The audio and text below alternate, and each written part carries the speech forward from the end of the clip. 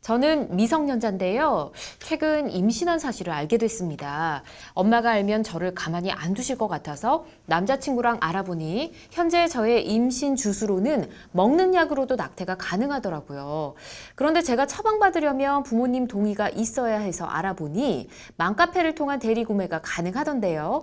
이렇게 처방받았는데 만약 약이 가짜이고 낙태는커녕 제 몸에 해만 끼치면 저는 어떻게 되는 걸까요? 라고 보내주셨는데 자, 아이고 안타깝습니다. 어떻게 이렇게 됐을까요? 일단 현재 임신 초기 14주까지는 본인이 요청을 하면 낙태를 허용할 수 있도록 이렇게 법이 개정되고 있는 것으로 알고 있는데 미성년자도 여기에 해당이 되는지 모르겠네요. 어떻습니까? 네. 우선은 그 임신 중절 수술이라고 불리는 낙태에 네. 대해서 규정을 하고 있는 법률이 소위 모자보건법이라고 하는 법률인데요. 네. 이에 대한 개정안이 지금 입법 예고가 된 상황입니다. 네. 이제 해당 개정안에 대해서 좀 구체적으로 살펴보면요. 보호자 동의 없이 시술을 받을 수 있는 부분이 이제 포함되도록 개정이 되었는데요. 네. 이제 미성년자도 연령별로 다르기 때문에 조금 구체적으로 좀 살펴보면요. 네네. 만 16세 이상의 미성년자의 경우에는 법정 대리인의 동의를 받기를 이제 거부하는 등 불가피한 경우에는 네. 상담 사실 확인서만으로도 시술을 할 수 있도록 하는 내용이 이제 포함이 되었습니다. 16세 이상은. 네네. 예. 또한 이제 상담 기관은 보건소 내의 임신, 출산, 종합 상담 기관의 상담을 받은 자에 대해서 상담 사실 확인서라는 것을 발급할 수 있게 되어 있습니다. 그런데 이제 만 16세 이상이 아닌 16세 미만의 네. 미성년자의 경우에는요, 법정 대리인의 부재 또는 법정 대리인에 의한 폭행, 협박 등의 학대로 그 법정 대리인의 동의를 받을 수 없는 경우나 이를 입증할 수 있는 공적 자료, 그리고 임신, 출산, 종합 상담 기관의 상담 사실 확인서 등으로 시술을 할 수 있도록 하는 내용도 이제 포함이 되어 있습니다. 그렇군요. 네. 이게 만 16세 이상이냐 그렇지 않느냐에 따라서 굉장히 내용이 달라지는데 네. 우선은 뭐 나이가 뭐 16세 이상이어도 상담 사실을 네, 받아야 네. 되고 그렇지 않으면 부모님 동의가 반드시 있어야 되는 거잖아요. 네. 근데 이를 어기고 지금 뭐 인터넷, 맘카페 이렇게 대리 구매를 좀 해볼까 생각을 하고 계시는데 대리 구매를 해라라고 그 얘기를 하는 그 사람도 불법 행위인 것 같은데 좀 처벌을 받아야 될 정도이지 않을까 싶거든요. 네. 그 약물을 대리 구매하는 그 요구하는 것도 당연히 불법 약물을 파는 건 불법 행위에 그냥 해당하고. 뭐 대리 구매 해봐 이렇게 네, 할 수 있는 네, 네. 거잖아요. 그리고 이제 예. 이 같은 경우 미성년자분께서 실제로 약물을 대리 구매해서 예. 또 뭐지 요 낙태를 실제로 시행한다. 그것도 예. 이제 처벌을 받게 되죠. 그렇군요. 알겠습니다.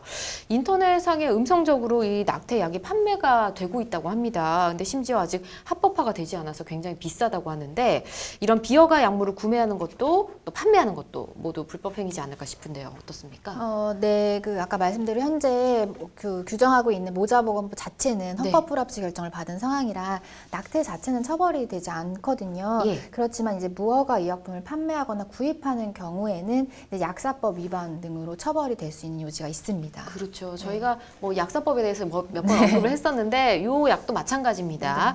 음성적인 경로로 구매한 약물을 섭취한 다음 부작용이 생겼다. 지금 우리 상담 보내주신 분도 이 걱정을 하는 것 같아요. 약이 가짜이면 어떡하나요? 이렇게 고민을 보내주셨는데 혹시나 부작용이 생겼다. 그럼 보상받을 길이 있을까 싶네요. 어떻습니까? 네, 일단은 아까 말씀드렸듯이 이제 판매하는 경우 불법이라고 처벌을 네. 받겠지만 이 구매자 자체를 뭐 처벌하는 특별한 조항은 없습니다. 다만 말씀드렸듯이 그 낙태를 실제로 한다면 네. 낙태죄에 해당하는 거고. 근데 이럴 경우 이제 그렇기 때문에 구매자를 따로 처벌은 안 하고 예.